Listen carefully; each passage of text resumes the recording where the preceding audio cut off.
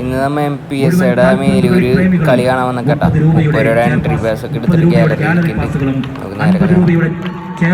വാങ്ങി ഈ ടൂർണമെന്റിൽ വിജയിക്കുന്ന അഭ്യർത്ഥിക്കുകയാണ്. ഇതാ വനിതാ ഫുട്ബോൾ ടീമുകൾ ഗ്രൗണ്ടിലേക്ക് പ്രവേശിച്ചു കഴിഞ്ഞു. എണ്ണുനീലി വായനശാല അണിയിച്ചൊരുക്കുന്ന കോച്ചിംഗ് പരിശീലനം നൽകി മികച്ച ഫുട്ബോൾ താരങ്ങൾ വാർത്തെടുക്കുന്നതിന് വേണ്ടി രൂപീകരിച്ചിട്ടുള്ള കോച്ചിംഗ്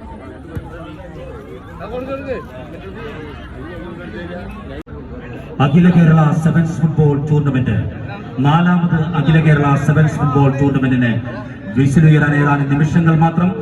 ലഹരി വ്യാപനത്തിനെതിരെ മേലൂരിൽ ഫുട്ബോൾ ലഹരിയുമായി MPSA Meloor panchayat sports academy സംഘടിപ്പിക്കുന്ന 4ാമത് അഖില കേരള സെവൻസ് ഫുട്ബോൾ ടൂർണമെന്റിന്റെ ഇനോഗ്രേഷൻ ഈവന്റ് ആണ് ഇപ്പോൾ നടന്നുകൊണ്ടിരിക്കുന്നത്.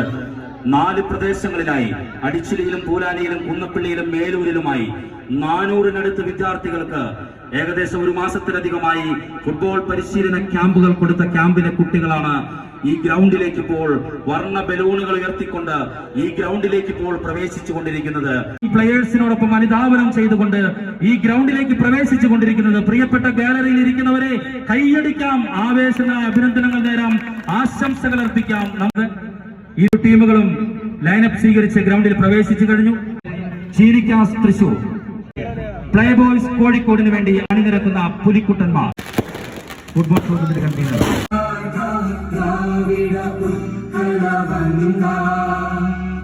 ശ്രീ സനീഷ് കുമാർ ജോസഫ് ഗോൾ പോസ്റ്റിലേക്ക് കിക്ക് എടുത്തുകൊണ്ട് ഈ ടൂർണമെന്റ് ഔപചാരികമായി ഉദ്ഘാടനം ചെയ്യുകയാണ്.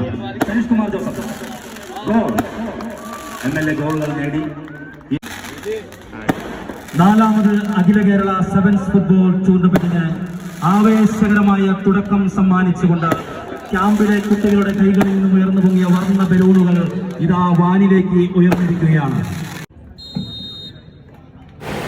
ഫൈനലി ഇതേ ഗൈസ് എക്സ്ട്രാ ടൈമൊക്കെ കഴിഞ്ഞ് പെനാൽറ്റിക്ക് പോകാൻ പോവാണ്. എല്ലാ ദിവസവും 7:30 കളി ഉണ്ട്. 10ാം തീയതി വരെ ഇത് വർഷത്തെ കളിയായിരുന്നു. ഞാൻ വീഡിയോ ഇടാൻ കുറച്ച് ലേറ്റായി. അപ്പോൾ ഇത് മേലൂർ MPS ലാസ്റ്റ് വീക്കാന്ന് പറഞ്ഞത്.